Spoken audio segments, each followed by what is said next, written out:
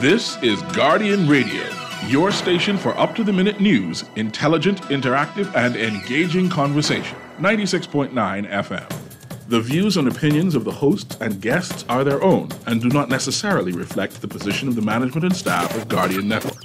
From what day I may find out, certain people not like me. Everyone got us bag a thing now. Next through me I do it like Nike, but me not fear no guy now. No matter how hard them a spite me just a go and do me thing now. Me just a do it like Nike. Me just a do it like Nike. Me just a do it like Nike. Me just a do it like Nike. Me just a do it like Nike. Them want poison me, throw me thing up. Plus me and them girlfriend a link up. Dog, where you did that when Talking Heads with Naughty is brought to you by AML Foods Limited, the Bahamas Out Island Promotion Board, BTC, Burger King, the Cancer Treatment Centers of America, the Cleveland Clinic, Dunkin' Donuts, Fine Threads, First Caribbean Bank, Freeport News, Jones Department Store, Joker's Wild, KFC, the Ministry of Agriculture, Marine Resources, Monty Johnny's, First Seas Islands Games, Scotiabank, and Tropical Gyros. From what day I may find out, certain people don't like me. Everyone cock us bag a thing now. Next throw me I do it like Nike. And good afternoon, everybody. Good, happy Monday. This is Pearly filling in for Talking Heads for Naughty. Today is so good to be back with you. Oh my goodness. Wonderful. I hope everybody had a wonderful weekend. I mean, I had a pretty cool weekend. Just one. Interesting stuff seeing happening over the weekend. See Gombe, I see the former Prime Minister doing that shuffle dance at Gombe over the weekend. That was kind of cool. He looked good for 80, boy. He really looks good. So I hope everybody had a good weekend. I know it was some madness today with back to school. I think most of the government schools went back today. There's a couple not quite ready, so I guess they'll be back tomorrow and then later down. But there has to be something. We go through this every single year. You know, we can't put a program together where we could just get it right. And I'm just, this minister, every time I hear something going wrong. So I wish we could get a proper program that we could get these schools done right. But we'll get there. I'm sure we'll get there. So if you want to call in, it's 323-6232, 325-4316, 325-4259. BTC powered text line 422-4796.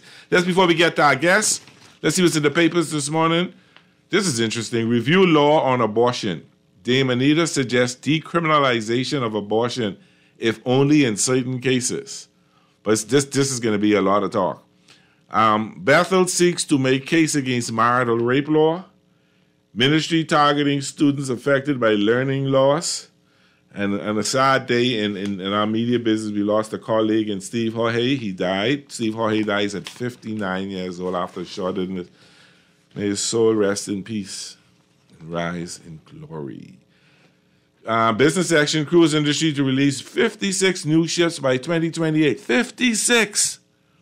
Royal Caribbean International's Euterpia of the Sea will be on all Bahamian cruise, which is kind of cool. MasterCard wants an MOU, that's Memorandum of Understanding with government and their future. MasterCard is doing some good stuff here. Firm wants SCB to implement dual approach to licensing digital asset firms. Y'all know this gas going back up, right? Rubis is $5.94, Esso $5.98, and Shell $5.98. I think it was $5.71 this last week at Rubis, so gas going up. Summertime. Let's read this quick text, and we can get these two quick texts, and we can get to our good day. We are learning that the government will announce the cabinet shuffle this week.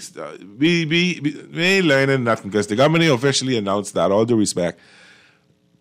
Certain other entities put it out there, and it might happen this week, and that'd be wonderful. At least we know all the anticipation will be finished. But it's not a certainty. It is not a certainty. On good day. You, Mr. Pearl, need to get a fixed time on Guardian Radio. Every day you on. The good Lord says nothing before it's time. Anyway, today is Monday. Today we talk to Roscoe Thompson. We see what's happening in Abaco. Mr. Producer, is Roscoe there? Roscoe. I'm on. How you doing, hey, Burley, how are you? I'm good, my brother. How are you doing? Good. I have a guest with me today, Daphne DeGregory. She's the president of the Abaco Chamber of Commerce over here in Abaco, also a business owner. Wonderful. I'm not feeling too well today, but I just wanted to, touch base and then let her carry on with the rest of the show. Okay. She's very informative. The only thing I really want to... But before you go on, it is nothing too serious, are you? No, it's just my back. My back issue's been having some medication that's got me feeling... At our age, there's certain things we can't do anymore, Roscoe. No, the only thing I wanted to really touch base on was this... and I know Daphne will probably touch base on it in a minute, but I wanted to touch base on the cannabis bill. Yes. That I saw they have implemented. Well, it's not implemented. It's just implemented, but they're out for public consultation. It out there, suggestions and want input, and what they things that they're looking to decriminalize and. Certain instances like that. And I just really hope they take a real good look at it, because I am for the legalization of cannabis throughout the Bahamas, not just for medical, but also for recreational. I think it needs to be decriminalized, that young Bahamians that are found smoking a joint, it goes on their record, and, they can't go to the States because of one mistake they made. My point being is that it's funny how they now have brought up about cannabis to try, and I believe it's to deflect from BPL and everything that's happened in the last couple of weeks. They're trying to make it and which I think it's long overdue. Do not get me wrong. I'm agreeing with you. But so much negativity has been going on under this administration. From the R.M. Bailey School to BPL to the hedge fund to immigration to whatever it is. Mm-hmm. So all of a sudden now they introduce cannabis, and I'll be honest, I think it's a good thing, but I don't think it's going to help them as much as they think it is, and deflect, because Bahamians are realizing, hey, you're hurting us in our pocket right now, and when your BPL bill is getting up to what almost your mortgage is. Mm-hmm. I mean, you got issues, and I say this, Miss Daphne might enlighten you a little more, but we saw our bill go from, and I've said this on Naughty, from $250 to $500 to over $600. And I'm hearing a lot of that. Yeah, we're not using that much more kilowatts, or that much more. Whatever they want to call it, we're not using that much more units of. I understand. I know what you mean. And it's just really frustrating. And I know it's something that's is frustrating for all Bahamians and still here, in Abaco. But it's just really funny. That's the only thing I wanted to say, because I know Miss Daphne, she's a chamber. She'll be able to let you in on a lot that's going over in here on the business side, as well as she will touch on and ask. And she did mention it to me. And as I said at local government level, I said, I have no issue. She wants to touch on our drainage issue here, and different things. Org is coming over here this week. To do some seminars and focus groups, which is very good. She will get into that. But I just wanted to, say my little piece, because I don't want you. Last time you were on, people said I complained too much. I look at it as keeping people informed. I look at it as keeping people. If we can't sweep it under the rug. If it's something wrong, we got to say what's wrong. So if you want to look at it, and fix it. And I think I think you know me well enough, and so does Miss Daphne DeGregory. They know me well enough. It doesn't matter who's in power. Yes, I'm gonna speak when I say what I have to say. I know you. If I can hold it on my shoulders, and I got thick skin, I hope you can too. I'm good. But it's funny. It's funny right now, and I'll say this, and then let Daphne take over. It's funny. the last time we really heard Ryan Pinder was on right after FTX, and he went real quiet for a bunch of months there, and now he's kind of come out of his shell a little bit with this cannabis thing. It's going to be the topic, but the Rastafarian community already complain and say it's inadequate. And I'm going to say to my good friend, as they would call him, Mr. Ryan the Lion Pinder, you need to just go back in your corner for right now, because there's more pressing issues that need to be dealt with than trying to deviate from the cannabis bill. We have a lot more issues going on here in the Bahamas that need to be addressed with your administration right now and how things are going. And with that being said, Mr. Purley, I will let you go. I will keep my mouth shut and let Mr. Gregory take over. You say, is it MISS de Gregory or MRS de Gregory? Mr. Gregory. Mrs. Sorry. Mrs. Okay. Now, I went to school with some de Gregorys, and namely Kim de Gregory. My cousin. Okay. Well, I'll leave you to go at it. Okay, I got you. Early. Okay, super.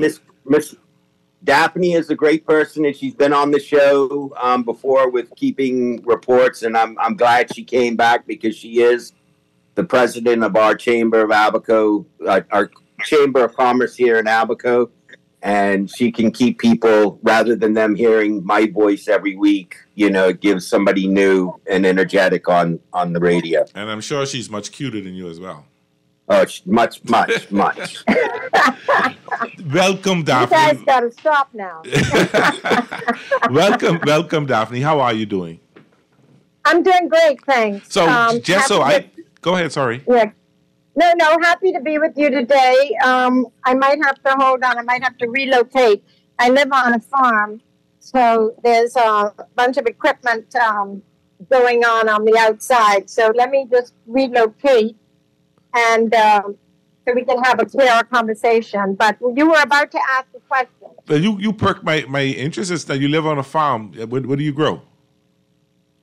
We own the Abaco Neem Farm. Okay. So we grow neem trees, and we have no particular interest in growing any other herb at this point. But and hopefully, whoever does get that opportunity will be doing so with great. She's watching with words. Protection. Great protection and with good intentions. Yes.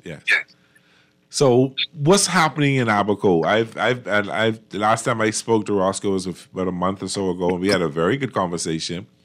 So I'm going to ask you what's going on. What's the first thing we want to talk about this afternoon? Basically, we want to talk about the lack of improvements in Abaco 4 years post-Dorian. Okay. I know I'm always beating on this post-Dorian business, but I have to, because we have private citizens have gone to great extent to improve businesses, reopen, readjust. Yes. But there are many who have abandoned their responsibility for whatever reason, and there are reasons. Okay. But at the end of the day, those of us who have, made the sacrifices, been able to afford, there are some persons who maybe had the right insurance, who were able to, pick up their bootstraps and move on and make improvements. Others were maybe not that fortunate, but I've had this conversation with Roscoe on local government side. They have basically, with the funding that they are allowed or provided, budgeted, yeah. They have exhausted what they can do at the local level. It's now become really an issue that central government needs to step in and take over. Abandoned buildings, for instance, that are sitting next to newly renovated buildings. In a hurricane season become a great threat Yes. to the newly renovated building. Most of the damage, or a great deal of damage that occurs during a hurricane, is from flying debris. Yes, yes. People not protecting their not securing their belongings, leaving things just to fly about, become flying missiles, which are very damaging. Our building, in fact, really the only damage we had was from flying debris as a result of the hurricane. But again, if a family are having an issue, or a corporation is having an issue, and they've just abandoned heavy equipment, buildings that literally are exactly the way Dorian left them. Wow. 4 years later, on our main street, where everybody has to pass, all our visitors, new arrivals, investors, everybody has to see, it gives a terrible reflection on the business community of Abaco, yes. the people of Abaco, and it is time now for central government to step in. So what is the solution? Are we tearing these buildings down? Does the government need to go ahead and subsidize the renovation of these buildings, or put pressure on the owners to get their buildings fixed? What is the solution? Well, the solution to me is that they need to, first of all, they should have already by this time given the owners notice to repair, remove, or be dealt with at a government level. Okay. The government then should go in and demolish. Most of the places I'm talking about really need to be demolished. And unfortunately, I hate to say, but these same premises, people are actually living in. Ooh, okay. Living in. No people light, who are homeless. no running water, no light, or nothing. No water, no light, no toilet, no sewage, no nothing, no windows, no nothing. Okay? And people are living in these places. You see me making on my face like I could smell the place. So let me just tell you, government, in my opinion, needs to demolish these buildings, put a lien on the properties. When the businesses or the families have sorted out their issues, then they can repay government for whatever the expenses were and regain their property. But as what was the number 2 tourist destination in the Bahamas, when visitors arrive here, they don't remember Dorian. They don't even know who's Dorian. What's Dorian? They don't know what Dorian is. But they just see that here is a community that is living without any regard to their environment. But and it's not the environment we want to promote it to investors. Let me be the devil's advocate or the disgusting one or whatever you want to call me after I say this. What about saying, well, I know you said local government are basically worn out most of its resources. What about other charitable organizations, service clubs and all that, about maybe just cleaning up the front of these buildings, painting up the front, batting off the front of the building? So you have no idea. You have no idea. No. You have no idea. It ain't nothing about no painting up no front of no building. All right. These buildings beyond that. Okay. Okay.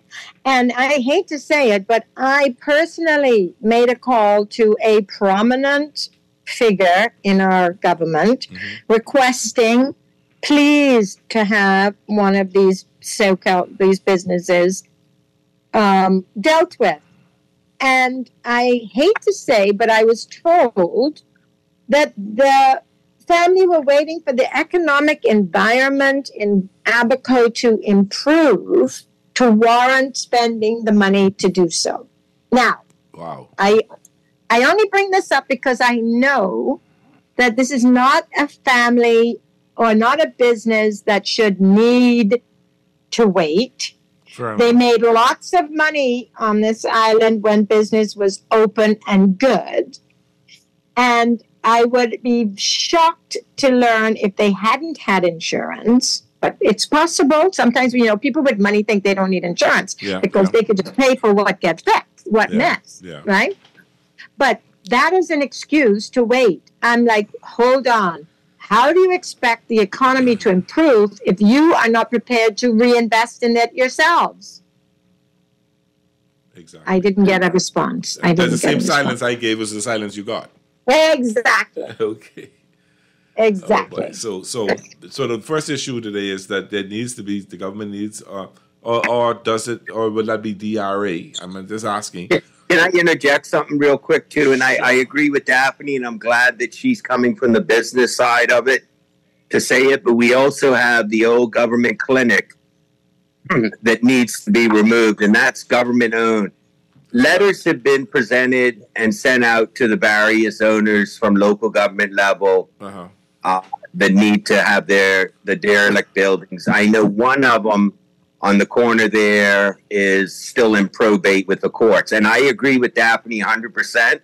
Central government needs to now step in and either demolish these buildings and then put a lien against that property until they sell it or do something, because the town is starting to look really good, and then you see these dilapidated buildings. So I do just want to interject on that as I'm listening, to what she has to say. And I really appreciate her speaking up, because I did write one person, and I will tell you the comment that I got: "Don't waste local government ink on me. I'll do it when I'm ready." That was the response. Oh boy. Well, thank you for interjecting, Roscoe, and please stay tuned, because any points that I make that you can interject on, I appreciate it. Okay, we're going to take our first break, so we'll be right back. And when we come back, Daphne, we'll do something. We can talk some more things and tell me some other issues in Abaco that we need to really be looking at. So just give us a few minutes to take a break. This is Pearlie filling in for Naughty on Talking Heads. We'll be right back.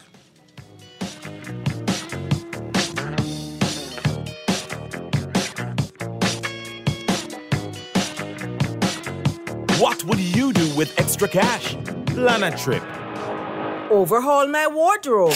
With CIBC First Caribbean, you can get comfy with savings on your mortgage cost. Buy or build your home or switch your mortgage to us and get up to US $1,000 off the loan application fee. Up to US $2,000 off home insurance. With up to US $10,000 towards switching costs, your pockets will be comfy too. Visit CIBCFCIB.com/get comfy for more information. Conditions apply. Put your best foot forward this school year by shopping at John's for your back-to-school foot care needs. From toddlers to college students, have your child looking smart in a pair of Hush Puppies, Sperry, Easy Strider brand styles, and many more. Durable and sharp, the kids will step with confidence all year. Need socks and a belt? We've got you covered. And don't forget a new backpack and lunch containers. You can find all this and more at the best prices and customer service in town at John's on Rosetta Street and Carmichael Road. John's, we put fashion at your feet.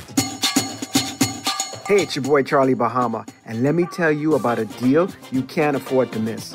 It's the 2 Fly Free from Nassau promotion. You heard me right. 2 people can fly free from Nassau. Just go to BahamasResidence.com for all the details so you can start your vacay today. There are 10 participating islands with 35 amazing hotels to choose from. You can go to Abaco, Acklands, Andros, Bimini, Cat Island, Eleuthera, Harbor Island, Exuma, Long Island, or San Salvador. There's so much to do on all these islands, you just may want to go to a few. And why not? With the 2 Fly Free from Nassau deal, it's like getting an island for free. Take your family. Go with friends. Arrange a fun out-of-the-box business meeting or retreat. Your co-workers or employees will love you. Or go on an adventure with the guys. Or a girl's getaway from the guys. Or a romantic trip for 2. Whatever you do, you'll thank me. Visit BahamasResidence.com for more information. That's BahamasResidence.com. The Grand Bahama News is available every Tuesday in the Nassau Guardian. Buy your local paper at Freeport convenience stores, Western Bakery, De Gregory's Fine Foods, and Bellevue Gifts. Want to reach your Grand Bahama customers? Then call Barefoot Marketing at 827-4578 or message them for ad rates via their Facebook page. Advertising opportunities now include classified ads too. Keep up with all the latest Grand Bahama news in the Nassau Guardian newspaper every Tuesday. Ready for something very delicious this summer? Introducing the new Dunkin' Strawberry Cheesecake Iced Latte. Enjoy the bold flavors of Dunkin' Espresso and sweet, luscious strawberry, all topped with velvety whipped cream and irresistible cookie crumbles for a match made in latte heaven. Make Dunkin' Strawberry Cheesecake Iced Latte your go-to beverage this summer. The Bahamas runs on Dunkin'. This is Guardian Radio 96.9 FM. Fresh news, smart talk, all day.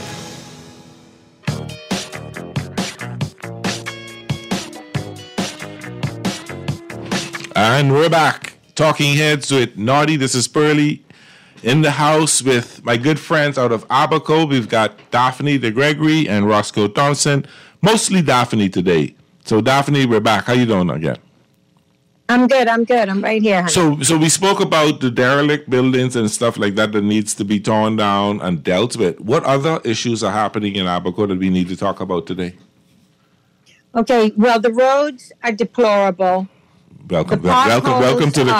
Welcome to the club. Yeah, I know. I'm talking to. I mean, this is ridiculous. The roads, the drains. Roscoe hit on the drains. Now, let me just say one thing. We know that massive destruction took place because of the flooding in Dorian. Yes. There was so much debris. There was so much muck, so much mess. Now, all of that water that receives, okay, if it did receive, maybe they were blocked from then, and that's probably one of the reasons why we had the extent of flooding we did. Who knows? Mm-hmm. But if the drains that we depend on to help to, clear the flooding are blocked, well, where's the water going? But see, that's the issue. Where's it going? That's an issue that I also have here in Nassau as well. We have all these drains. Is there no program to regularly clear the drains, particularly prior to the rainy season? Yeah. Well, I spoke to the fire department. Who, the fire department, they normally do what they can to help to open the drains, but clear the drains. But as they explained to me, it requires, I suppose, like a snaking, a sucking, a complete blowing out of the drains, which it's beyond their capacity. And remember, our fire department, they're all volunteer. Yes. Government operated. But, Ministry of Works, they don't have the machinery, they don't have the equipment to do it. I understand that there is a well digger. Believe it or not, we really don't have a proper, I don't think, well digger on Abaco, but there is someone here from Freeport with some heavy duty equipment, and the local government and the fire department, I think, were both notified that this person is here, and could assist with the clearing of the drains. Whether anything will come of that, I don't know. Wow. But again, Abaconians feel abandoned. Oh boy. Okay? Abandoned by government. The improvements that have been made here were made by NGOs, by outside forces. Yes. And second homeowners, who have a vested interest in the islands. But major investment, major funds, to my knowledge, has not come from our treasury. We do support and have been a huge contributor to the national treasury. Of course. I would venture to say we don't get, 1%, 0.5% back. I don't know what kind of percent we get back. That would be interesting to find out. But it would be, maybe, Minister Halkitis could provide that kind of information for us.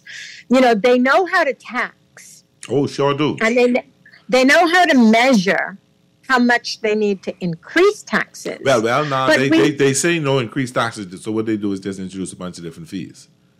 Yeah. Fish fry. Yeah. If we got to pay them something, that's a tax. Yes. I don't care what that's why I say fried fish fry. Same thing. Exactly. So now, if they can quantify all of that, they should also be able to quantify how much money they have spent. Yes. And I'd be really interested in knowing how much money has been spent by the government on infrastructural repairs to Abaco post-Dorian.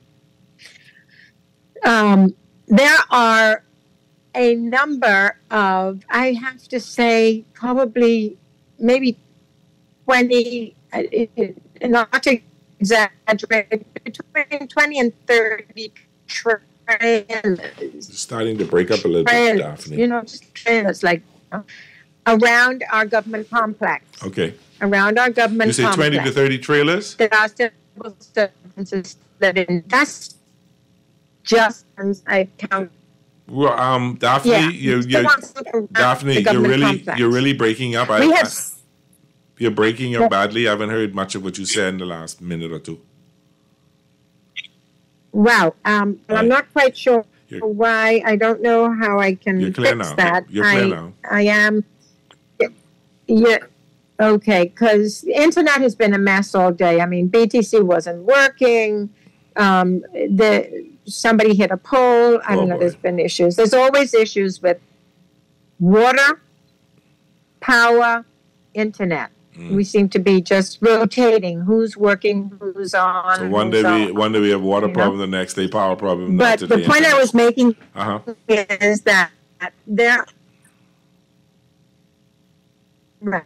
But these people living in containers. Now, picture yourself living in a container for 4 years. You step out of your container onto basically a gravel ground outside of a government complex, and that's what you see every day. So why haven't we put these people in homes yet? Or come out, you on a gravel ground. Why are they still in trailers? Why has nothing been done to move these people in 4 years? Exactly. Where is the housing?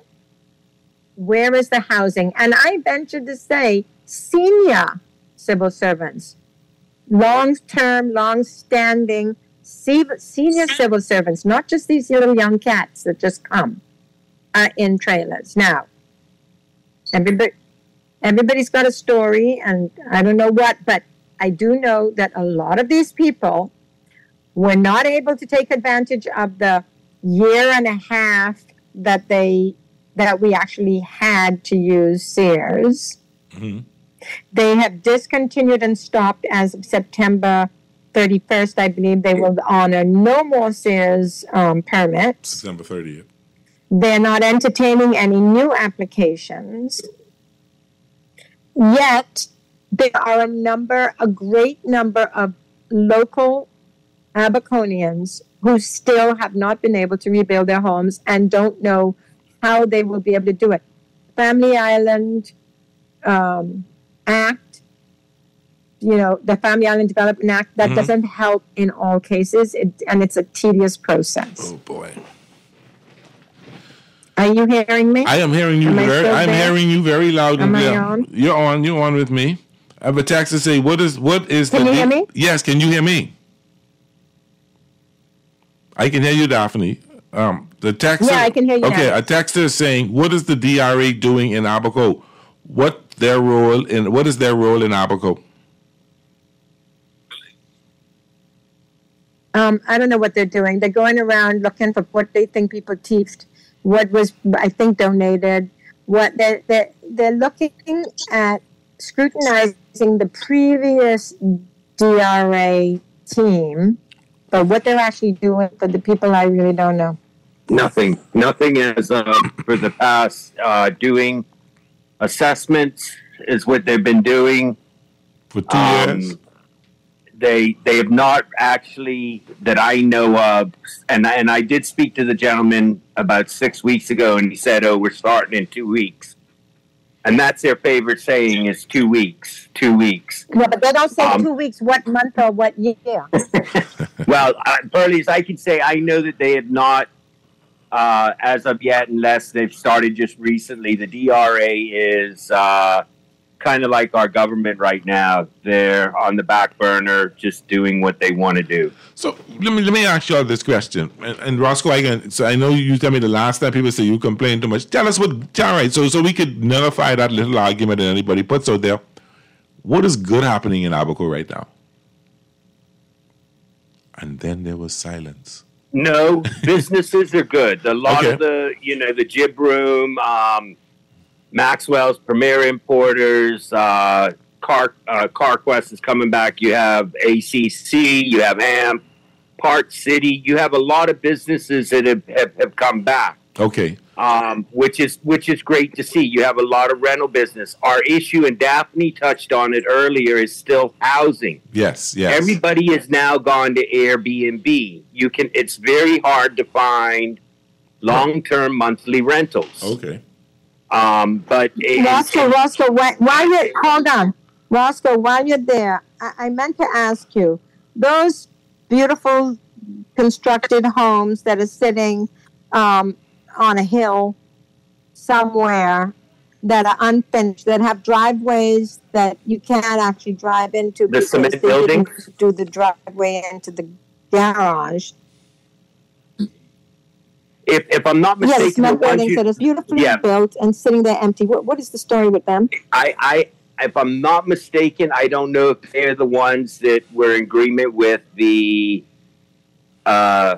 a development over here that was supposed to build X amount of homes and then turn them over, or if they were started by the DRA. But Pearlie, just to give you an example, I think it's 4 or 5. They're all roofed. They're all got windows in it. Okay. They're ready to be moved in, and in 2 years under this administration, nothing has happened. So the houses are sitting there. Allegedly, they were supposed to be paid for by a private donor, and allegedly the government kind of missed the beat on that, didn't get the funding, and they're just sitting there empty. Wow. Yeah. And then I'm there's the other buildings, concrete buildings that have been started without windows, just got hurricane boards up over the windows, opposite the I think it's opposite, not far, where they're putting a new hurricane shelter that's been being built for, I don't know, are they finishing, are they working on that again, the hurricane shelter? I have no idea. I will find out for our next show, but I do know that the Minnis administration started and got out of the ground. And that's all that I know of. Nothing has been done that I know of since then. Now I've heard sip that construction has started, but I have yet to see any more progress. Well, last time I drove by there, I saw some trucks in the yard and a couple of fellas walking around, but I didn't see too many hammers being swung. And I believe these concrete houses that I'm talking about are like the opposite, not right behind them. Right. Those are the ones I'm addressing. Yeah, I think those were done by, if I'm not mistaken, I don't want to call any names because I don't want to. No, but a private donor, yeah. Yeah, and at least if they're, Pearlie, here we go. If you have a private donor that's done these, or an organization, why don't you pick 4 people and let's get them in there, finish it off, even if they get the houses. Even if they have to go and borrow X amount of dollars, to finish off, at least you have 4 families that are now living in homes and you still have people living in some domes in Murphy and Dundas Town. But my question here is to you. You've got 2 members of parliament that are part of the government. What are they doing? I'll let Daphne comment on that. Y'all just go quiet on me when I ask certain questions. Let me put it to you this way. After Dorian, we had a very positive meeting with both members of Parliament in the Prime Minister's office, Chamber of Commerce. The 2 present members of Parliament, or the prior? Present members of Parliament. All right. Okay. And I was very encouraged because both of them were gung bass, all ready to go, man. Yeah. Full of piss and vinegar. Okay? Mm-hmm. And they talked about bringing a housing development where civil servants would have first preference on a piece of land and the funding to build a house. They wouldn't have to, they would guarantee, the purchase. They wouldn't have to come up with any money up front, and they would have long-term repayment plan. But that's all I heard about it. And I heard nothing more about that. That's dead. Okay? A text says, what is happening with that? I don't know. That's a good go. Texas, actually, we are in a hurricane zone. Okay. How focused the immigration department is over there if a storm might be heading that way? I guess they and good the immigration department. Yeah. So how I guess they're saying how focused is immigration in Abaco now, considering what went down with Dorian and if a hurricane is coming up, are they prepared? One good thing immigration won't have to worry about is where all the illegals going to go, because they got nice homes. They living in homes. At least they're not all jam up in front of the port to get washed away. In shantytowns, they live in nice homes in the bush, not paying any rent and doing their own thing. And immigration is fully aware of them. The police are fully aware of them. The government's fully aware of them. But nobody's doing anything. And when they tried to do something about it, the courts stopped them, and then they came back and said, "Oh yeah, you could demolish 2 houses." Yeah, and there's hundreds, thousands with the 4-figure thousands of houses. Yeah, like 4-figure thousands. Oh boy. Texas says, good day. Why can't governance be continuous? It's always politics playing with the Bahamians' well-being. SMT. We're going to take our last break. When we come back, we're going to wrap up with Donna and Roscoe. This is Pearlie with Talking Heads on Guardian Radio 96.9 FM. Donna, we'll be right back. Ready for something very delicious this summer? Introducing the new Dunkin' Strawberry Cheesecake Iced Latte. Enjoy the bold flavors of Dunkin' Espresso and sweet, luscious strawberry, all topped with velvety whipped cream and irresistible cookie crumbles for a match made in latte heaven. Make Dunkin' Strawberry Cheesecake Iced Latte your go-to beverage this summer. The Bahamas runs on Dunkin'. Cancer Treatment Centers of America is now City of Hope, creating one of the leading cancer care and research networks from coast to coast, providing more of what you need. More locations means more care closer to home. More specialists means more expertise. More research means more breakthroughs. More advancements means more treatment options.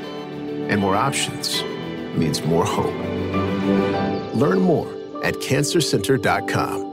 Refined style with elegant taste. Then fine threads is your place. If you want those slacks hemmed or just taking the waist, then fine threads is your place. If you wanna look suave and debonair everywhere you go, like you're supposed to be in a video, wanna step out and look great, then fine threads is your place. Refined style with elegant taste. Then fine threads is your place. Is your place. Is your place. Okay, school bag, books, pencils, uniform, oh Lord, and I gotta buy snacks too? Just lay it on the line. The Guardian Media Group and AML Foods want to help families in need with our first ever Back to School Snackathon. What's a snackathon? Well, we want to help by assisting in donating school snacks to children that may need them as they head back to school this year. To be a part of our snackathon, all you have to do is shop at your favorite Solomon Superstore or Fresh Market. At the store, you can donate your pre-existing loyalty points, or you can donate cash directly at the register. Every single penny will go towards purchasing snacks that will be donated for distribution by the Bahamas Feeding Network and Hands for Hunger. Together, we can ensure that every child that opens their backpack this year will have a snack and a smile. Get involved, get involved. Get involved, get involved. We're gonna give you a check every week for a year. Percy's Pension Plan. Island Game, keep you winning. Percy's Pension Plan. Dream big, we will help you live it. Percy's Pension Plan. Island Game, we got you. Percy's Pension Plan. From the friends you can trust. If winning is a must, come play the game you know, cause your best chance is with us. The most trustworthy name is Percy's Island Game. So put 20 on your account and ride this easy train at Percy's Island Game. Get the flavor explosion that'll satisfy all your bacon cravings. The KFC Sweet and Smoky Bacon Sandwich from the Fried Chicken Experts features 2 crispy strips of bacon on a premium 100% white meat chicken filet, layered with 2 slices of cheese, smoky chipotle mayo, and our secret surprise, sweet bacon jam, all stacked on a buttery brioche bun. Experience the sweet and smoky explosion today, as it's here for a limited time. KFC Sweet and Smoky Bacon Sandwich. It's finger-licking good. This is Guardian Radio 96.9 FM. Fresh news, smart talk, all day.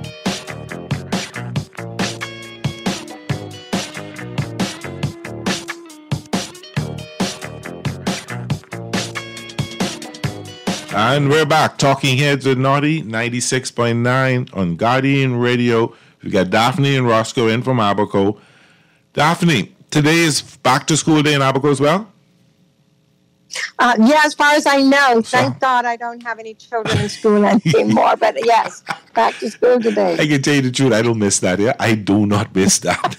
But have you heard how it went in Abaco? I know some hiccups are in Nassau. A couple of schools are not opening until tomorrow and later on. So how did it go in Abaco? Do you know? I honestly cannot speak to that because I haven't had any communication with anybody from the school system. Majority was a good transition from the private schools and from I did not hear of any issues or problems. I guess they'll be ironed out later, but the private schools I know went back in the day. Okay. And government schools too. So from what I've heard, the transition was smooth. Okay. Somebody text says, the PM for Abaco, what is his role now that he is not the real PM? Leave it. He's operating as member of parliament because he's still a member of parliament. Yeah. I think that person was just being a bit facetious. That release of that position does not relieve him of his responsibilities as member of parliament. For North Abaco. Is my understanding, and as far as I'm concerned, he will be able to give more time and devotion to his constituents. We got a few more minutes. Any other issues or anything else that we should be looking at in Abaco for this week, and hopefully we'll get some resolution sometime this week as the week go in. I'm going to let y'all go. Daphne, remind them about org and what they're doing. Yes. Pearlie, you have a good evening and good afternoon, Bahamas. We'll see you next Monday. Take care, Roscoe. Hope you feel better. Thanks, Roscoe. Take it easy. So, real quick, I want to give a shout out and a plug for Organization for Responsible Governance, the org. I met them. The junior team. They are coming to Abaco. They'll be here next Saturday. Okay. And they're getting a group of young business persons, young citizens, to contribute to a focus group that is looking at, from a local level, what the issues are, what the challenges are, especially for young business persons, young entrepreneurs, and also trying to come up with what they feel possible solutions are. And this is a first focus meeting. Anyone who is interested in that, they can please get in touch with org directly, Org Bahamas, or with myself through the chamber. I would definitely encourage. We are looking for about 10 to 15 intelligent, young, forward-thinking individuals to participate in this on Saturday at the government complex. It'll be from about 9-10 in the morning till 1. And please, anyone really interested in participating can call me. Are you feeding them? That's a question I asked if you invited me. I want to know if you're feeding me. Well, people always want to know if they're getting paid or they're being fed. You know what? If you are serious, if you're serious about wanting to make change in your community, and I have to say, I represent the business community, but I'm really looking at reaching out to the broader community. Wonderful. Even if you're not a chamber member, we can only have the country, the society, the community that we invest in ourselves. It's up to each one of us to be prepared to put our money where our mouth is, or put our time and effort where our criticisms lay. Exactly. So that we can participate and help to make the change we want. Yeah, there'll be a light refreshment. Before I go, can I just remind the Bahamas just to keep Abaco and Grand Bahama in their thoughts and prayers as Friday we not celebrate, but we remember the lives lost in Hurricane Dorian. And unfortunately, it's on my birthday. Roscoe, I think most of the businesses in Abaco for sure will be closed on that day in honor of those persons lost. Yeah, and we certainly will keep them in our prayers here in Nassau and here on Guardian Radio and with Talking Heads. Because I lived that in Nassau, and I know how terrified I was, so I cannot imagine how terrified the people of Abaco were, and hearing the horror stories and all the things that happened afterwards. And I only could wish that we can get Abaco and Grand Bahama back to where it should be. And it's really, I mean, you don't expect it overnight, but it is taking very long. Yeah, it's a sad because it's also my birthday, so it's a day I'll never forget. Oh, wow. So I usually celebrate my birthday the day before, the day after. I can imagine. My sister's born on 9/11, so I know, I understand. Anyway, it's been nice talking to you again, Roscoe. Nice meeting you, Daphne. I look forward to coming back on Talking Heads and having an opportunity to speak with you again, as maybe when Naughty takes another trip or something. But I look forward to it. Yeah. Thank you so much. Thank you. You guys take care, and I keep you Abaco in my prayers, because it's a beautiful island. It's an island I love. So you guys take care. God bless, and we'll talk real soon again. This has been. Thank you. Stay safe. This has been Pearlie filling in for Naughty on the first hour of Talking Heads. When we get back after the 5 o'clock hour, we're going to be talking some sports, because guess what's coming up pretty soon? Football. We'll be back. Have a good break.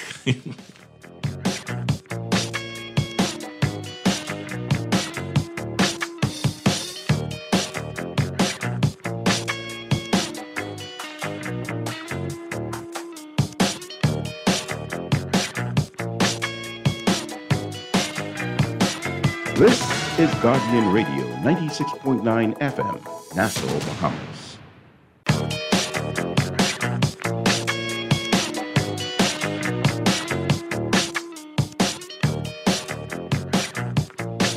Talking Heads with Naughty is brought to you by AML Foods Limited, the Bahamas Out Island Promotion Board, BTC, Burger King, the Cancer Treatment Centers of America, the Cleveland Clinic, Dunkin' Donuts, Fine Threads, First Caribbean Bank, Freeport News, John's Department Store, Joker's Wild, KFC, the Ministry of Agriculture and Marine Resources, Naughty Johnny's, Perseus Island Games, Scotiabank, and Tropical Gyros.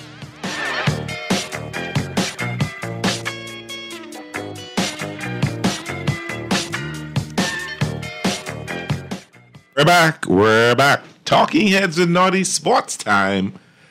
Boy, that was interesting. It's you know, when I think about Abaco, it hurts me that they ain't getting where they need to be.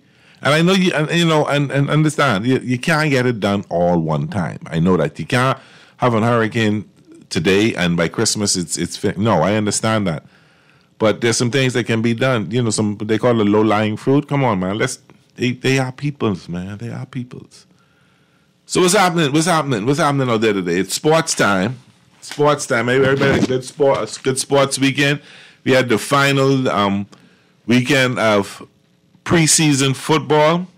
So I think on Thursday, the 7th of September is when the first game kicks off, and then everybody fall in line right after that. That should be fun. That should really, really be fun. I'm excited about it. I can't wait for football. Miami Dolphins. I can't wait. I cannot wait. We'll see. But let's get started. Let's get started with today's in sports history. Today is Monday, the August 28, 2023. Very, very short. Very, very short today. In 1922, the Walker Cup was held for the first time in Southampton, New York. It is the oldest international team golf match in America.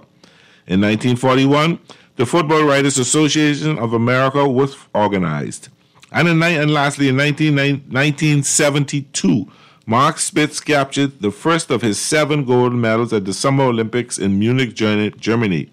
He set a world record when he completed the 200-meter butterfly in 2 minutes and 7/10 of a second. And the sports quote of the day, what do I do with it now? Lord of mercy. The sports quote of the day, I didn't like the 50s, you know. I appreciate Elvis, but I'm not a big fan. I'm not a rockabilly fan. And the 60s and early 70s were, to me, the greatest times to live. Brett Hull. The 60s. You know, I always tell people I grew up in several eras of music. In the 60s, as a little boy growing up, my dad played a bunch of music from then. In the 70s, I spent my high school days. So, in the 80s, my college days. And in the 90s, I worked in radio. So I had 4 different eras, 4 different decades of music. But I think the 70s, probably to me, was the best time to live. It's the best time. The 70s was a great era. It was a really great time. It was a really, really great time. So what else is happening? What else is happening in the Bahamas in the local sports? The Bahamas ended in a 5-way tie for 44th. The United States dominated the medal and point standing. Archer optimistic about 2024. We're talking about the IAAF World Track and Field Championships. And 2024 is the next Olympics. Strawn finished 6th in the women's 200 meter. And from Strawn's scare to Lyle's crash, Budapest was active. They seem to have a pretty good. We get spoiled when our athletes do well, and then when we have maybe an off year or something. And sometimes when it's like this, when we don't have a good World Championships, we have a really good Olympics. And I feel good about the athletes that we're going to be sending, hopefully, to the Olympics next year. Shanique, the usual Shanique and Stevie, but there's others coming up. The javelin thrower. The hammer thrower that didn't make the team, but it's practicing. And forgive me for not calling names. Of course, Devin Shelton and the hurdlers. So we've got some athletes out there that by 2024 should be next year should be in a position to do well in the Olympics, and we look forward to that. I'm excited about that. And what else is going on? I've been getting a lot of texts in reference to the situation with the Bahamas Baseball Association and the suspensions of the Burrows, Greg Burrows Sr. and Jr. I had a conversation with the representative from the BBA, and they're still not quite ready to go to talk about it so much publicly because they're getting some lining up the ducks, getting all the ducks in a row, and getting some information from some of the international baseball bodies. So just hold on. They're coming real soon, and they'll lay it all out on the table, and guess the people can take it for what it's worth and where it's at. So. For you guys who've been texting me and asking me about that, just give them a little bit while longer, and they'll come and talk a little more about it once they get some information they're trying to get and some clarity they're trying to get from the international bodies that they represent here in the Bahamas and for baseball. So we see how it goes. So I see Aaron Rodgers got his shot in preseason for the first time in years. He didn't do bad. Big trade. I know Naughty's all excited about this big trade. His Dallas Cowboys got Trace Lance from the 49ers. And people, Trace Lance was the number 3 pick overall, so he has some talent. I thought he was doing pretty good. He got hurt, I think, in game 2 or 3 last year, and that was it. He hasn't played, so he's now back, and I guess it ain't good enough, so they decided they're going to move on from him. That's going to be, that puts up some questions for Dallas. And you Dallas Cowboy fans, if you're listening, where does that put Dak? Is Dak future as a Dallas Cowboy quarterback limited now or counting down? Is the time counting down that Dak could be gone? Because you trust me, Trace Lance has a lot of upside. And with the right coaching and stuff like that, he can be a really good quarterback. And you ain't got to pay him that $50 million a year right up to now. So what does that mean? I mean, somebody tell me. I know Naughty wanted to talk about this a little bit. Probably mad I'm bringing it up right now, but I can get it while he's not here. That's going to be interesting to see. That's going to be real interesting to see. I'm just double checking to see if my Dolphins pull off the trade for Jonathan Taylor yet, because no, it hasn't happened yet. But the Indianapolis Colts gave him tomorrow. Tomorrow's cut down day, so tomorrow is when you cut your team down to the 53-man roster. So I guess they need to make a decision on what they're going to do. Are we going to keep you, trade you, cut you, whatever? I doubt they'll cut him, but you never, ever know. Or will they keep him on the roster and tell him, hey, you got to come into the game and start playing? So I don't know. I'll see. Oh, boy, we'll see. Is the Dolphins, they say the Dolphins is a team in the mix. There's 6 other teams or 5 other teams. I don't know if I want Jonathan Taylor as a Dolphin. I haven't bought into that just yet, considering the amount of money you may have to pay him. And we ain't paid Gerald Wilkins yet, so I'm a little concerned, but we'll see. We'll see how it goes. We'll see if where he ends up by tomorrow. It could be something happen tonight, so you got to keep your eyes keep your ears pierced. I see the Arizona Cardinals have not named a starter yet, so that's interesting. That's real interesting. What else going on? Do you think those Dallas Cowboys going to be Dallas Cowboys? I saw a piece today talking about Dallas. Actually, not Dallas. Talking about the New York Jets as to whether the Jets would be in a position to win that division. Now they've got some pretty tough games. They've got some pretty tough games ahead of them, and they're analyzing. Who can they beat? I know one of the games is with Dallas. I think another game is going to be with the Chiefs. I think they got Buffalo. Who else they got? Chiefs. They got Buffalo. They got. I'm trying to remember who all they got now. I don't want. It's 6. Well, anyway, they're saying that they can go 4-2. I said, how you could think they're going 4-2 just like that? Just quick as that, people trying to put them as a 4-2 team when they haven't done anything quite just yet. Do we consider them a 4-2 team? Do we consider them? A contender for the AFC East, or is it between the Buffalo Bills and the Miami Dolphins? Everybody's getting all up into the New York Jets love now because they bring Aaron Rodgers, and I keep thinking y'all gonna fool yourselves and find out there's nothing happening. You're gonna hurt yourselves and find out there's nothing happening, and then you can be all vexed, puff up, and mad because you didn't do as well as you thought you was gonna do. That's my belief on it. Let's see. I'm trying to pull up their schedule right now so we can see all they're playing. So I know they got the Bills on the 11th of September. So then they got the Cowboys. Now they at Buffalo on the 11th, which is not bad. It's still warm up there. Then the Cowboys come home to the Jets, and then you got the Patriots. So they could be 2-1, or they could be 1 and they could be 2-1, or they could be 1-2. I don't know. If they beat the Bills, all right, they could be Bills, Jets. They could be 2-1, or they could be 1-2. I doubt they'll be 3-0. I seriously doubt they'll be 3-0. And then they got the Patriots, I said. Then they got the Chiefs. That's another loss. Then they got the Broncos, and then they got the Eagles. So out of that, I see 2 sure wins, beating probably the Patriots and the Broncos. But I don't know about the other 4. So they could be 2-4. But some people thinking that they could probably beat Dallas. I don't know. Tell me what y'all think. I don't know. Some people think they could beat Dallas. The AFC East is going to be a real, real interesting division. A real interesting division. I understand the Kansas City Chiefs are a little vulnerable right now. They're not as sure as people that are looking at them for the preseason. They don't look as sure. Back to the Jets. And why I'm doubting the Jets, and I saw them do something during the preseason which they hopefully will work for them.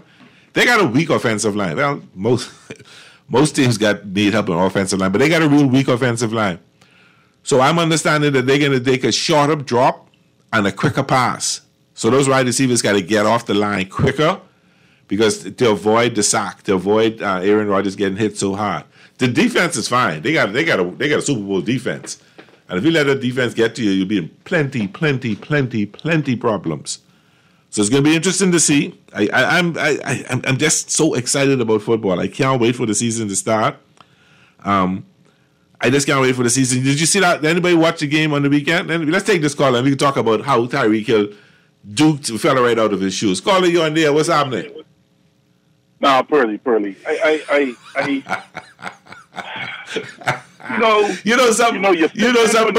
you can take a bait now. You can take a bait. I know you was gonna call. I didn't say that to get you to call me. Listen. I am one who, when misinformation is spread, it must be corrected. Because if you don't correct it, that means you endorsing what has been said. My daddy always tell me that. He say these other parents ain't gonna talk about this and talk about that. But I can tell you, you can't hang with this fella because he's a little questionable. You can't hang with that gal if she's a little questionable. Yeah. He said, I got to tell you because if I let you do it, right? Yeah. Then people think I endorse it. Yeah, okay. Talk to me. I follow what my father said. So Talk to me. First of all, we went 2-1 in the preseason. Yes, you did. That's number one. Yes, you did. Our first team offense, all right? Our first team offense scored on all but 2 drives in the preseason. Okay. Okay? And, I mean, our first team defense, we didn't put our first team defense out. That's what I want to talk about. The other side of the ball, that defense. Okay. You signed the stud back yet? Listen. That can happen. But I understand if you don't sign him this week, you probably miss him till about week 8. No, listen to me. First of all, remember, he's under contract. Okay, this ain't a free agent ever. Okay. Him and Bosa both playing this game. It can get done. We know it can get done. And here's the thing. It ain't like he's running any defensive scheme. He's a rusher. Yeah, okay. You line him up and tell him go. Okay, right? You run the stunts. You run your defensive stunts with your linebackers. Okay? Not with your defensive end. Understood. Them fellas, you pin your ears back and let them go. Him and Bosa will come back and they'll be fine. There won't be an issue from that. Okay. Right? But what we did with our first team defense is we mixed and matched. Because what Spagnuolo wanted to do was to get some of the guys that they evaluated, particularly our younger guys, first and second year players. I gotcha. Some time in with the first teamers so that they could see the different stunts. Because those are the guys they probably bring in on specialty third downs and those sort of things. That's how Spags always does it. Okay? We got a good young team. We're looking good. Our wide receiver room is looking pretty good. So you're real confident for a Super Bowl rematch? I am really, listen to me, I am very comfortable. And I can say this to you. I'm the one who worries. I'm the one who looks at the season and says, boy, we got 3 losses or 4 losses, right? And then when we go 14-2 or 17, and I know, I sit back and say, well, I was glad I was proven wrong. Okay. But this year, I don't see a single game that we should lose. So you're trying to say you're going to take my Dolphin record of an undefeated season? Listen to me. Vegas has us favored in every single game this season. Okay. And Vegas don't always get it right, but the house normally know what they're doing. Okay, we can see, because I think Vegas right now. We can see, but I mean, the truth of the matter is, we got the class of the league in a bunch of different positions. We're the only team in the league with 3 top 10 players. All right, Mahomes at 1, Kelsey at 5, and Chris Jones at 10. Okay, and really, Chris Jones should be at 8. Probably so. Yeah. So, and when we look at what we lost, the fellow who I really upset about losing, Frank Clark, he just went to Denver, so he can't really hurt us. No. He ain't going to no contender, right? Thornhill. But I really believe Denver going to be a lot better than they were last year. I think people can sleep on them. Listen, if Denver wins 7 games, they'll be a lot better than they was last year. Okay? Let me ask you a question. If you was blind, and like the Bible now say, you see men walking as trees, that's an improvement. Let me ask you this question. Good. Everywhere I turn, so many people have jumped on this Jets bandwagon. Aaron Rodgers is like the second coming of Jesus Christ and the Messiah for football. What are your views on the Jets and where you think they're going to go this year? Okay, first of all, let me give my views on Aaron Rodgers. Okay?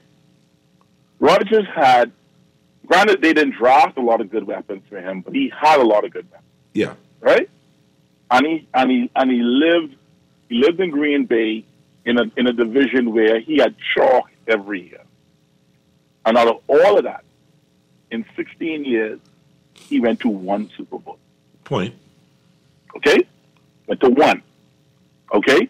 I don't see how they think that what the Jets are, a young team, a beat up, broken down offensive line where the guy that they were going to cut at the beginning of the season, Mekhi Becton. Yes. Okay? Right? They now got him leading them out of the tunnel. and they kind of say that that's a great story. What that tells me is, 1, either your coaching staff don't know what they're doing, or 2, you just desperate. And the bottom line is desperate because there's everybody hurting for offensive linemen. Yeah. And here's the thing. If you are a quarterback, the AFC is where you need to be afraid of. Because outside of Parsons in Dallas and Aaron Donald and Nick Bosa, and to San Fran as a whole, but Aaron Donald and Parsons, the NFC ain't got no real rushers. Point. That's why Kirk Cousins has stayed healthy every year. Yeah, that's true. Ain't nobody to hit him. But that AFC, at AFC. If your offensive line is garbage, you will get found out. And Aaron's going to get found out because that, and you can see it too with Dalvin Cook. That offensive line is trash. It is. It okay? is. So, and the Jets as a whole, listen to me, Robert Saleh is a dumb coach. All right? You only have to go back to the Super Bowl versus us, where they had a 23-10 lead in the fourth quarter, and everybody knew the ball was going to Kelsey and Tyreek, and he couldn't stop it. That's true. Couldn't stop it. That's so true. I don't see any way. Listen to me, the Jets will finish third in that division, and they won't make the playoffs because they got to play the Dolphins and they got to play the Bills twice a year, and that's beaten. And then we going down to New Jersey. Yeah. The Chiefs. Yeah. We gonna beat them. That's and they got fast. a couple other games. They're looking at 7 losses, and 7 losses don't get you in the AFC. Not in the AFC this year, no. Not in the AFC. You can get that in the NFC. You can get away with that. Yeah. 7 losses don't get you in. So all this hype about Aaron, Aaron need to go back to the cave and go in the dark retreat and go smoke his ayahuasca and do whatever else he want to do. It's psychedelics. Because, you know what I mean? You know. See, playing quarterback takes a level of discipline. It sure does. Okay? And I don't want my quarterback doing drugs. Fair That's it. You're making bad decisions. And they don't, and those things translate out, you know. Those things translate out. So I don't see that happening. The truth of the matter is that I can give you this. The Chiefs, Chargers make the playoffs. Dolphins, Bills make the playoffs. All right? You're gonna have Baltimore's gonna be the surprise team in that tough AFC North. Okay. It's gonna be Baltimore and then the Bengals. Mark my word. Okay. Baltimore and the Bengals. Okay? All right. All right. And then one team from the AFC South, which is probably going to be Jacksonville, because I just don't think Tennessee's regressed every year. I don't see them. I don't see Tennessee going anywhere. Yeah. So that's your 7 playoff tips. All right. That's your 7 playoff tips right there. I got no you. more, no less. I got you. All right. Okay. So, but please. I mean, I know you're a Dodger. Actually, I'd be very honest with you. I just bait you this now. I said, you know what? I need the help of somebody. But at least you know you're listening. You ain't let me down. No matter, listen. Oh, one thing. I need a special. I'm going to be giving special T-shirts out this year for those of us there's about 3 of us in the country who are both Bulldog fans and Chiefs fans. Okay. So we got to get one with the Super Bowl trophy in the front, and the other one with the college football trophy in the back. Because this is going to be what I call my triple-double year. Oh, Lord. Bulldogs go for 3, Chiefs go for 2. Oh, my goodness. Okay? Just remember you heard it. My Fighting Irish look real good on Saturday. The Fighting Irish ain't playing nobody. Navy was literally playing dudes who couldn't even make the CAFL. Everybody from Navy transferred out. That's true. You're right. They playing all over the place. All right? And normally Navy, Notre Dame play a tougher game. So when I saw that, I said the Navy got nobody this year. Yeah. Yeah, and your boy they brought in from Wake Forest, right? You can tell the difference with the level of talent. He played well at Wake Forest, but he was getting stopped by good ACC teams. Yeah. They going over to Ireland. This fellow was looking like he was Pat Mahomes' street. Yeah. Okay? But did you see the size of Navy's defensive line? Yeah. Them dudes ain't big as linebackers. Yeah, they're small, really small. All right? They were the getting offensive Bulldog. line was like, basically, they took any dude who was kind of fast in the Navy and was like, hey, you play in the O-line. I didn't watch the game on Saturday because, that's my side, but I was able to watch the rebroadcast Saturday night. Okay. And my wife was kind of mad at me because she wanted to go to the movies, but didn't know what's happening. So I said, "This is week 0." I can tell you that's a very. I mean, it's a poorly matched, and their coach Freeman actually came out and said, he said, temper your expectations. We're still getting there. And Notre Dame will be in the top 15, but they ain't gonna be in the top 10. Well, what, they're 13 now? Yeah. I think they probably could crack the top 10. I don't see them as a playoff team. They're going to crack the top 10 early because we got some big games. Yeah. We got the FSU, LSU game. Yeah. Right? Yeah. Both of those teams ranked. So somebody got to drop. Okay? You got Alabama playing Tennessee early. Okay. One of those teams is going to drop. Okay. So you're going to see That's what I'm saying. But by the end of the season, top 15. You're right where they need to be. Okay. Like 16 or 17. All right. Okay. So don't mind that. Don't mind that. You know? So, Thanks. watch over my dogs. We open up at UT. With UT. If y'all don't put 60 points up, something wrong. If y'all don't put 60 points up, something wrong. No. Listen, we ain't opening the playbook on them. We're not opening the playbook on them. We're going to run the ball down their throat. We're going to give them the new starting quarterback some good safe passes. Okay. We'll probably win 37, but they ain't going to score no touchdown unless they get a tip ball somewhere and run that back. Okay. This defense, that Georgia defense is Yeah. Oh, God. Woo! You guys is just draft everybody and just re-up so easy. Listen, 37-3. You need to follow recruiting. We ain't got at least 4 or 5 5-star defensive players on for the 2025 class. Pissing Nick Saban right off. We had a guy decommit from us for next year and go to Auburn because he's a 5-star guy. And they said, if you come to Georgia, you got to sit at least for a year because you can't start. The fella going to Auburn. And Auburn is trash.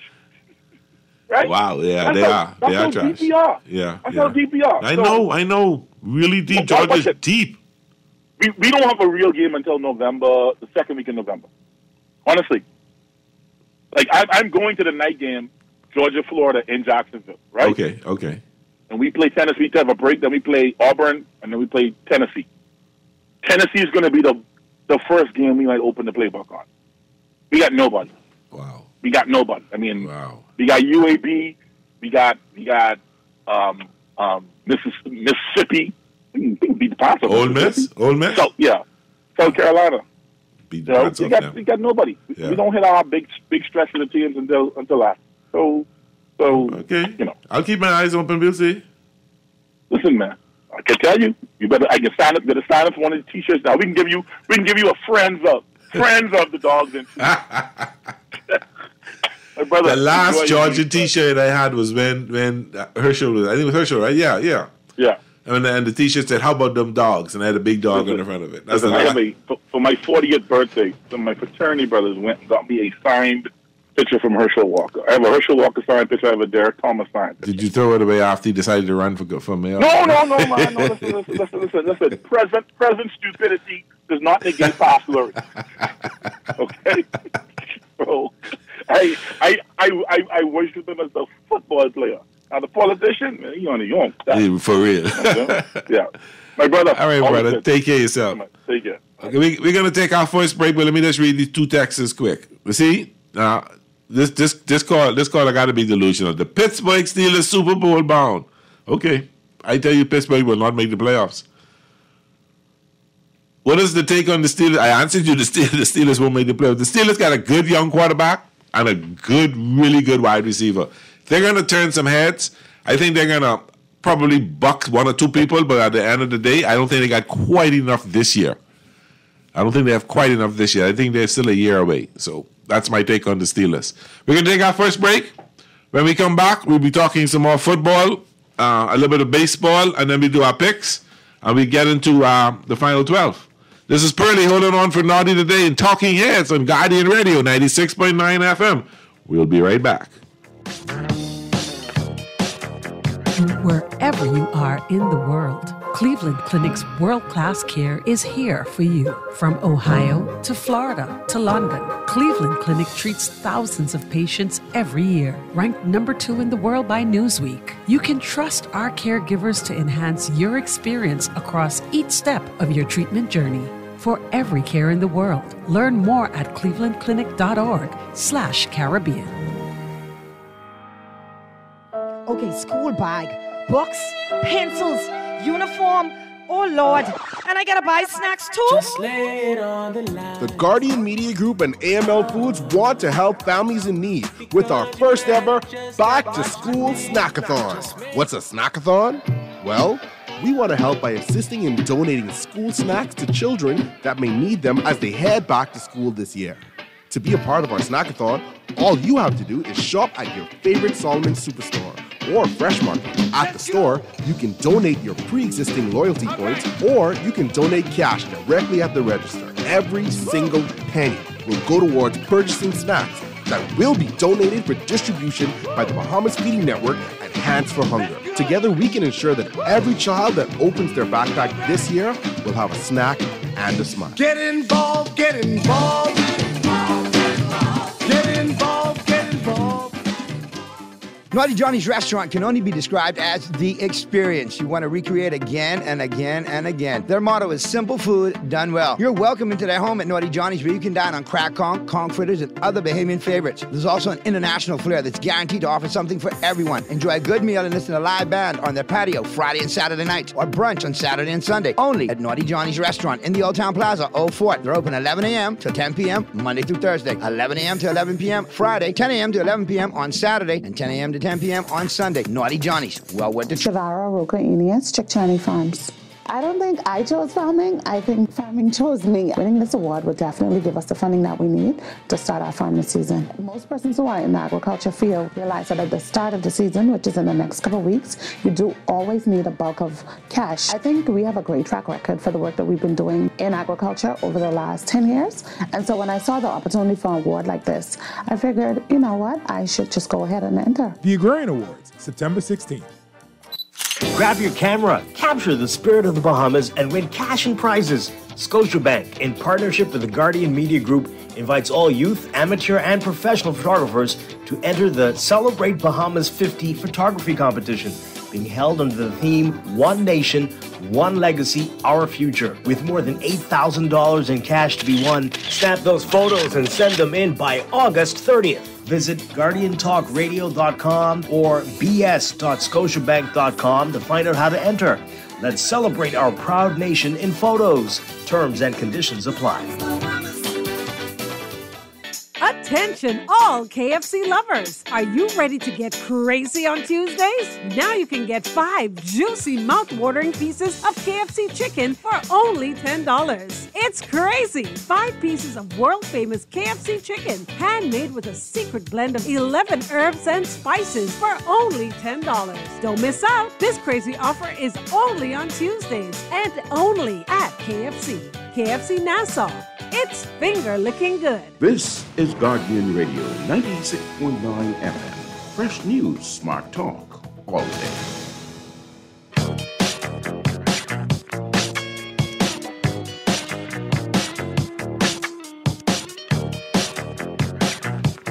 And we're back, Talking Heads with Naughty here on Guardian Radio 96.9 FM. Baseball is heating up. You got about 32 more games left, and you got some teams looking to make a move for the play. Let's take a quick look at the standings, and then we look at, you got in the American League East ball, and I just doing this, I really want to rub this into Naughty. You got the Baltimore Orioles in first place, and they're 2 games up on the Rays, and the Blue Jays, the Boston, and in last place, a whole 19 games behind them, is those New York Yankees. And then in the Central, you got the Twins up about 6 games up on the Guardians, and 8.5 up on Detroit. And then over in the West, the Mariners, the surprising Seattle Mariners are really playing some good baseball. They got a game lead up on both the Rangers and the Astros, and the Angels basically out of it 12 to 11.5 out. When you go over in the National League, those Atlanta Braves, my friend Teddy Sweeten and my son Trey's Atlanta Braves, and my cousin Bernard's Atlanta Braves, they first place with an 84-45 best record in baseball. They're 12.5 games up on Philadelphia, 19 up on Jazz and the Marlins. The Mets in hot last, 25 games out. When we look at the National League Central, the Milwaukee Brewers got a 4-game lead on the Cubs, and the Cubs are really playing some good baseball right now. They're 7-3 in the last 10 games. They're playing some good baseball. Then you got Cincinnati, 6 out, so they're still in the money. And then over in my National League West, my LA Dodgers got a 12-game lead up on Arizona. Remember now, but a month ago, we were in third place. People were teasing me. We're in first place now, 12 games up, third best record in baseball, I guess. The Diamondbacks are 12, the Giants are 13.5. But when you look over to the wild card, the three division leaders, Atlanta, the Dodgers, and the Brewers, all the first place teams. The 3 wild card teams right now is the Phillies, the Cubs, and the Diamondbacks. The Giants are a game and a half. The Reds are a game and a half. The Marlins are 3 back, and the Padres 8 back, with the Nationals 8 back. So this is not quite over yet. And then you look in the American League, you get Baltimore, Seattle, and Minnesota there.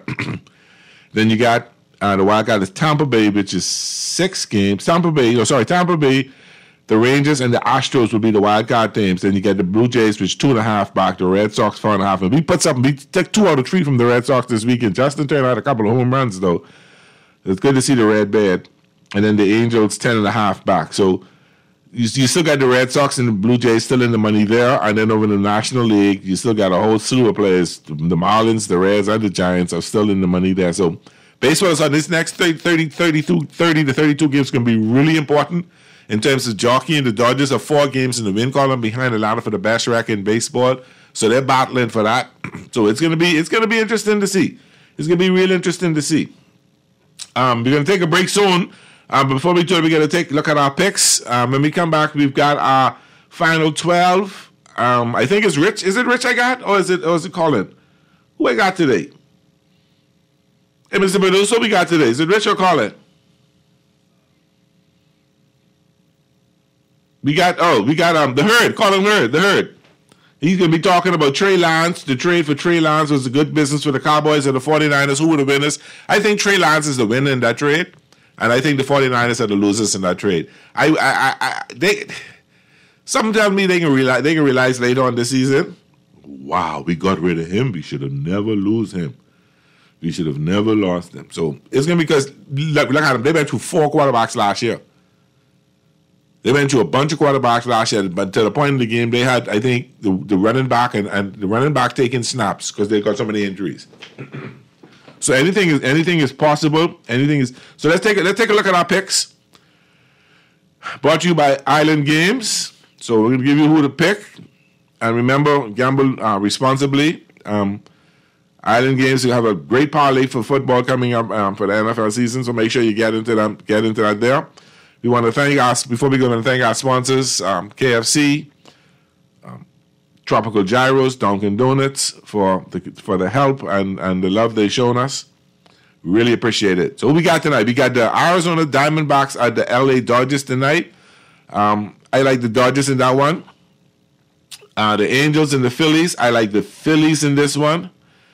This is an interesting game. The New York Yankees at the Detroit Tigers.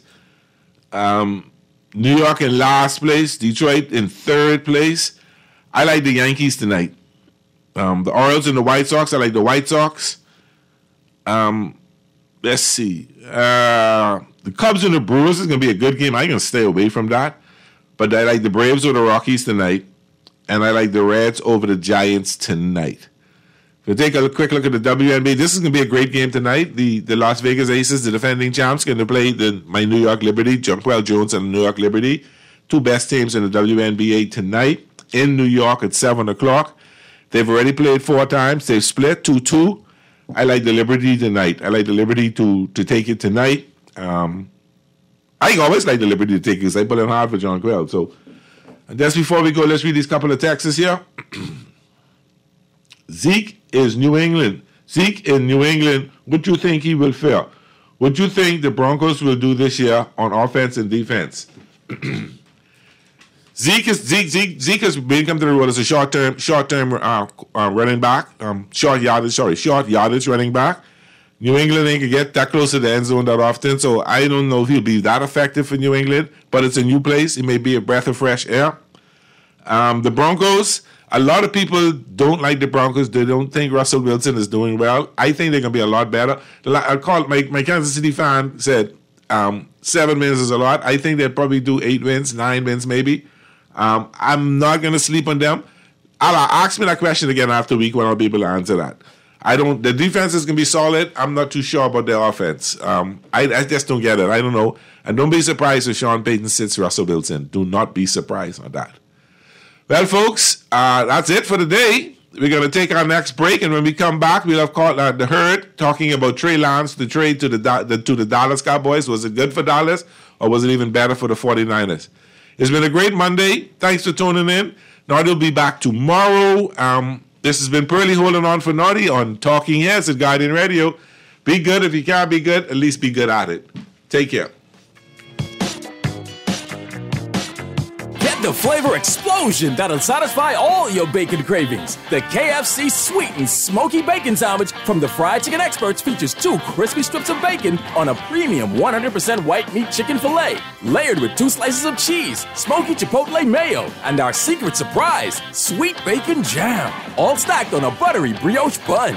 Experience the sweet and smoky explosion today, as it's here for a limited time. KFC Sweet and Smoky Bacon Sandwich. It's finger-licking good. Cancer Treatment Centers of America is now City of Hope, creating one of the leading cancer care and research networks from coast to coast, providing more of what you need. More locations means more care closer to home. More specialists means more expertise. More research means more breakthroughs. More advancements means more treatment options. And more options means more hope. Learn more at cancercenter.com.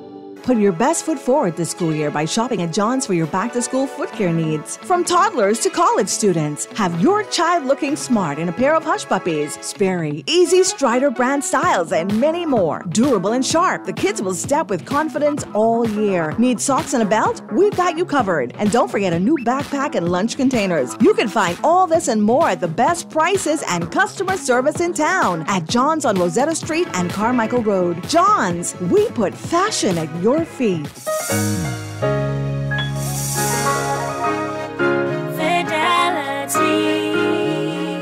We're good for you. My business couldn't survive without my credit card machine from Fidelity. It's fast, convenient, and my clients love it. My sales increase, and I can track my earnings. Get your credit card machine from Fidelity today. Call 356-7764.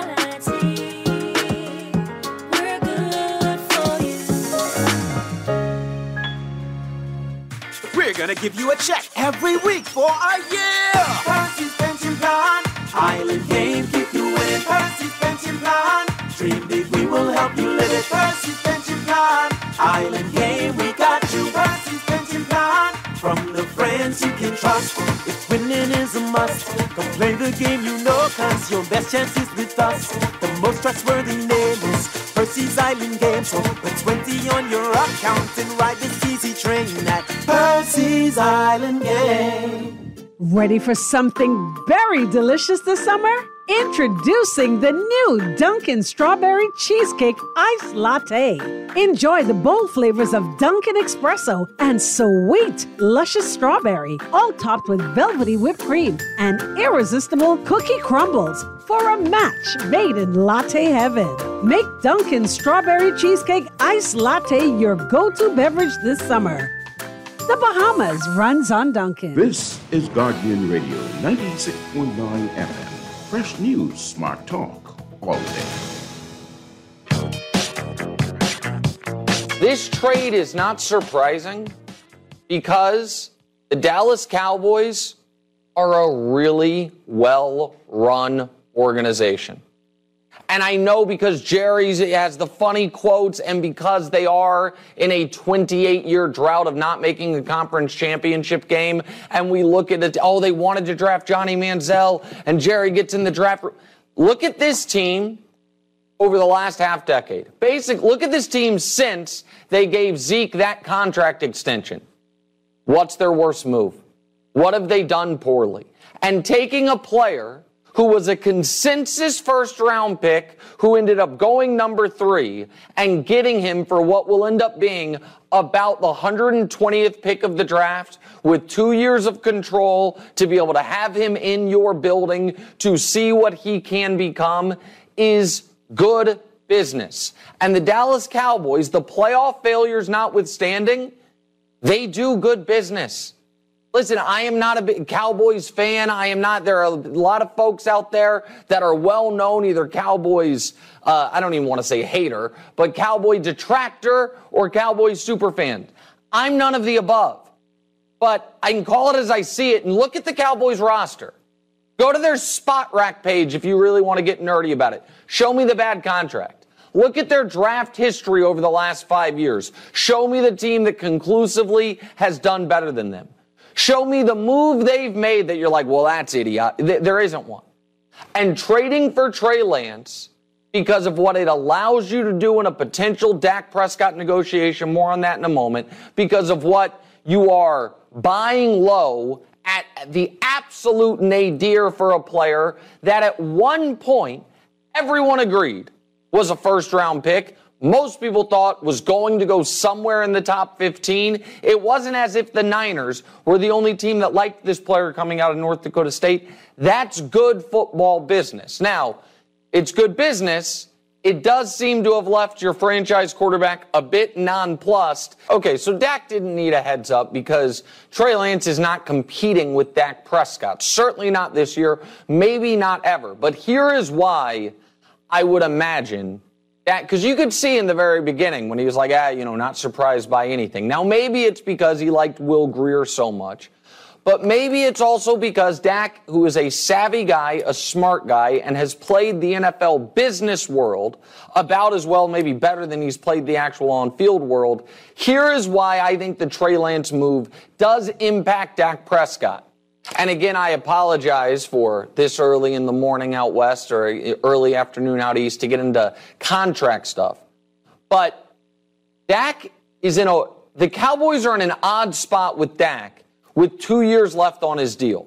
And the reason is because Dak's agent, smartly, got the Cowboys to include in his contract, the last one, a no-tag provision, which means Dak Prescott 1 year from now is going to be in as strong of a position as any quarterback, honestly, in modern NFL history from a negotiating standpoint.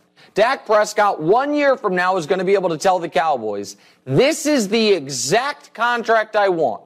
What will undoubtedly be the biggest contract in NFL history. And if you don't give it to me, I will play out the following year and then be an untaggable, free and clear free agent at 31 years old. And people say what they want about Dak Prescott. There are not 10 quarterbacks alive better than him. And quarterbacks at that age simply do not hit free agency. And when they do, a poor man's version of Dak Prescott, Kirk Cousins did once upon a time, has gotten 3 consecutive fully guaranteed deals. 1 in free agency, 2 via extension. You know why? Because the Vikings can't tag him and because he's had all the leverage. So what this Trey Lance move does, if you're the Dallas Cowboys, you see how he plays. You see how he looks in practice. You see if you create a little package for him by midseason or later to add more of a quarterback running game wrinkle. Kyle Shanahan, a brilliant play designer. The Niners have done a wonderful job in later rounds of the draft finding talent. The Niners have as stacked of a roster as any team in the league. All of that's true. This is also true.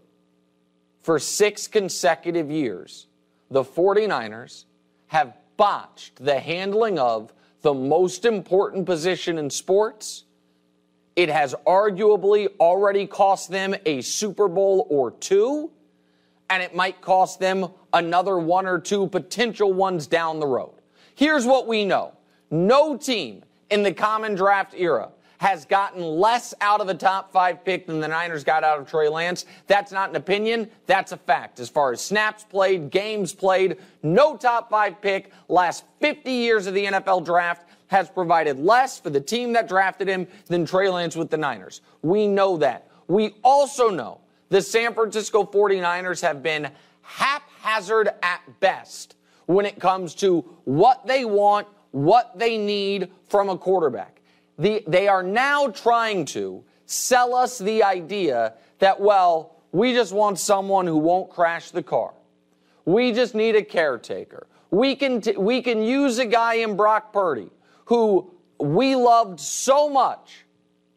We had 3 separate 6th-round picks in his draft, passed on him all 3 times. A guy we loved so much that not only was he not in contention to start last year, but after locking Jimmy Garoppolo out of the building, we sheepishly brought Jimmy Garoppolo back in the building because we didn't even trust Brock Purdy to be our backup quarterback. A player we love so much that we didn't have any reason to believe he could play until we had no choice but to play him. And now we are going to pretend as if he didn't just have massive surgery on his throwing arm when physical limitations were already the reason he was going to be an undrafted player for all other teams in the league. And for us, we took him the last pick. But set the Brock Purdy stuff aside. Here has been since Shanahan and Lynch have taken over in San Francisco. Here is what has been their path on the quarterback situation. They are sitting in 2017 with the number 2 pick of the draft. They do not scout Patrick Mahomes. They barely scout Deshaun Watson.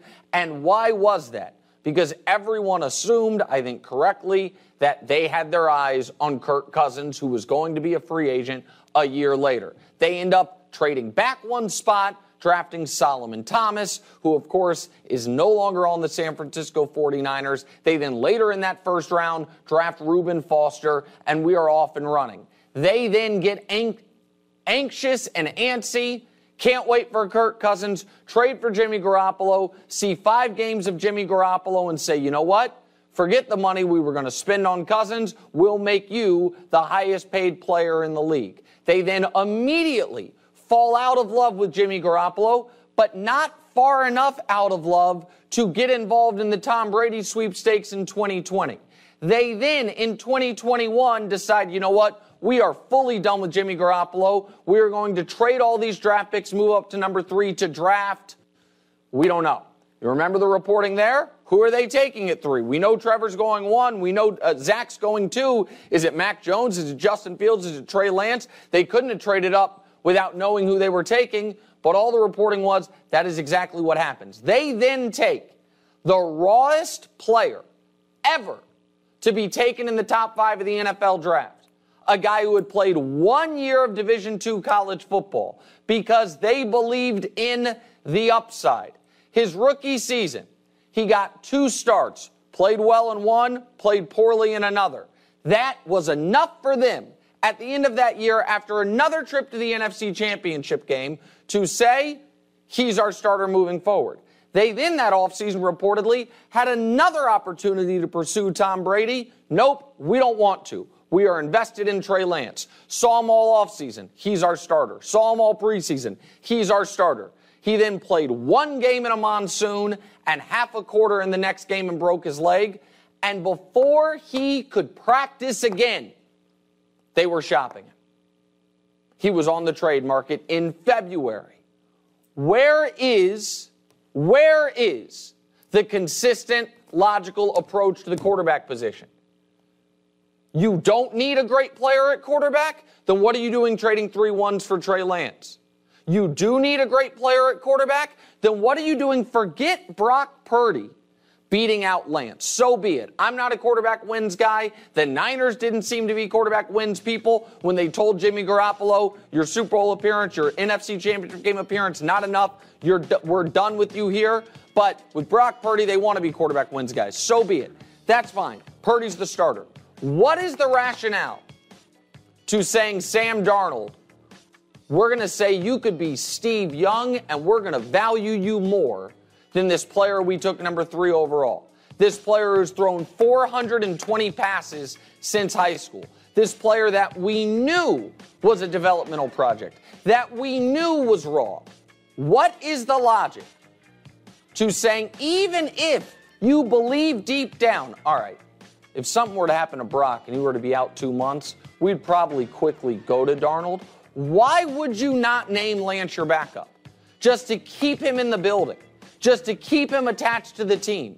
And the answer there is that everyone has said, well, he practiced so terribly. He looked so bad. And that's when I go back to the timeline. When were these terrible practices? When did he look so bad? Because last offseason, through practice and preseason, you named him your starter. He then played, albeit terribly, in that first game of the year against the Bears, but it was a monsoon. The next game, he broke his leg. You were then in a dislocated ankle. When was it that you went from all the way in to all the way out? Oh, it was when Brock Purdy showed us he can be the quarterback of the future. So be it. But it's not about Purdy versus Lance. It's about Sam Darnold and his 55 career starts of terrible play. Him over Lance. And if you look at the San Francisco 49ers, you must square the circle of amazing talent, brilliant play design, contenders every year. And they may have not only blown this window because of the quarterback position, not getting it right and not having a consistent approach. Hi, everybody. Thanks for watching. Subscribe